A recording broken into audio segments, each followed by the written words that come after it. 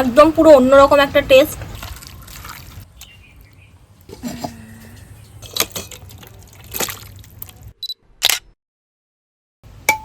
এই দেখেন, এই হাঁড়িটা কাল রাত্রে কিনে আনছে। আমরা বাংলাদেশে হাঁড়ি কিনতে গেলে এই যে এইভাবে এইভাবে এইভাবে চেক করে নিতাম যে ফাটা ফুটা আছে নাকি। আজকে এই হাঁড়িটা খুব সুন্দর একটা রান্না হবে। আজকে এই হাঁড়িটাই ভীষণ জনপ্রিয় একটা রান্না, মটকা চিকেন আমরা আজকে করব।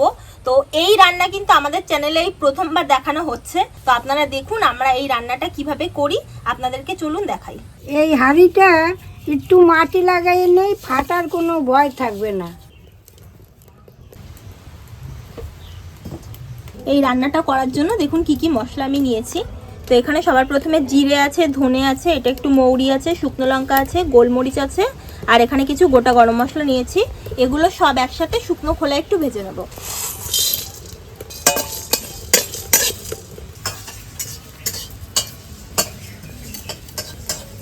হালকা একটু মশলাটা ভালো সুন্দর গন্ধ বেরোনো পর্যন্ত ভেজে নিয়েছি। মশলাগুলো ঠান্ডা হয়ে গেছে, এখন গুঁড়ো করে নেব এগুলো।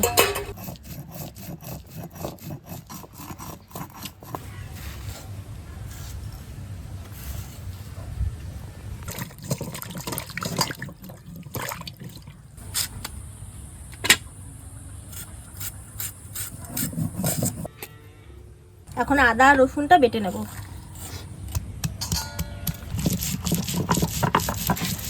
টমেটোটা একটু বসিয়ে নিচ্ছি।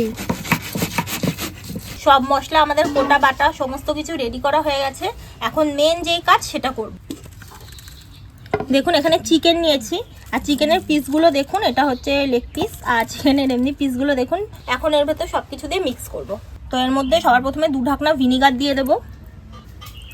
ভিনিগারটা দেওয়ার কারণ হচ্ছে ভিনিগারটা দিলে কিন্তু মাংসটা খুব তাড়াতাড়ি সেদ্ধ হয়ে যাবে আর ভীষণ সফট হবে, খেতে কিন্তু ভীষণ নরম হবে। পরিমাণ মতো একটু নুন দিয়ে দিচ্ছি, পরিমাণ মতো একটু হলুদ গুঁড়ো দিয়ে দিচ্ছি। এই পেঁয়াজ কুচিটা এখন দিয়ে দিচ্ছি, আদা রসুন বাটা এটাও এখন দিয়ে দিচ্ছি। এটা হচ্ছে টমেটো পিউরি, যেটা ঠাকুমা করে রেখেছে, টমেটোটা ঘষে এটা এখন দিয়ে দিচ্ছি। এই ভাজা মশলার গুঁড়িটা এখন দিয়ে দিচ্ছি। এখন এর মধ্যে চিড়ে রাখা কাঁচা লঙ্কাটা দিয়ে দিচ্ছি। অল্প একটু কাশ্মীর লঙ্কার গুঁড়ো দিচ্ছি কালারের জন্য শুধুমাত্র। কিছুটা কাসৌরি মেথি এটা আমি দিয়ে দিচ্ছি এর ভেতর। এটা আপনারা চাইলে নাও দিতে পারেন, বাট কাসৌরি মেথিটা দিলে খুব সুন্দর একটা গন্ধ হয়। আর এখন পরিমাণ মতো একটু সর্ষের তেল দিয়ে দিচ্ছি। এখন এটাকে ভালো করে একসাথে মেখে নেব।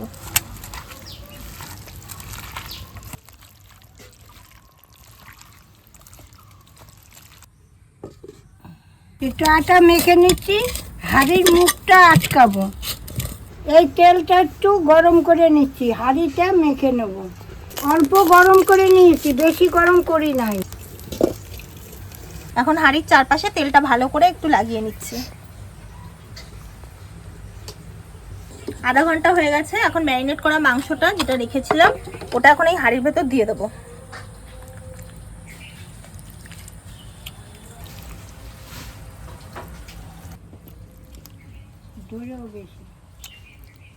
এখন এর মধ্যে একটু বাটি ধোয়া জল দেবো।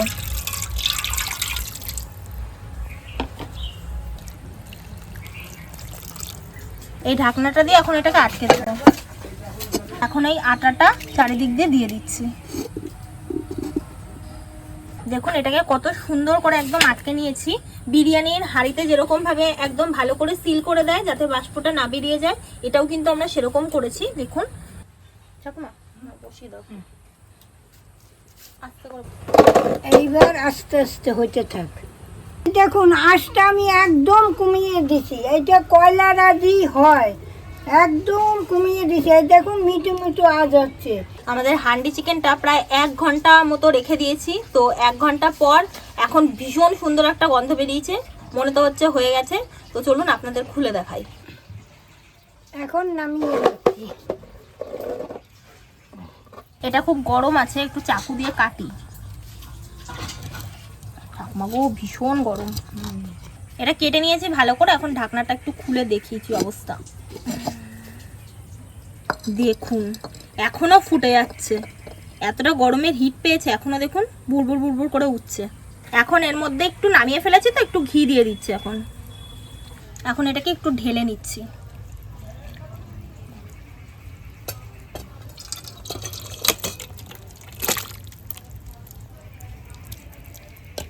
দেখুন চিকেনগুলো এত সুন্দর সেদ্ধ হয়ে গেছে, এখানে দেখুন অলরেডি উঠেই গেছে চিকেনটা ঢালার পর।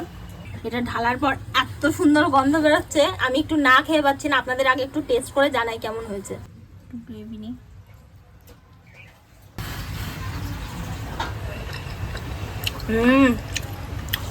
একদম পুরো অন্যরকম একটা টেস্ট, ভীষণ সুন্দর লাগছে। আপনারা বাড়িতে অবশ্যই করে খাবেন, ভীষণ সুন্দর হয় খেতে।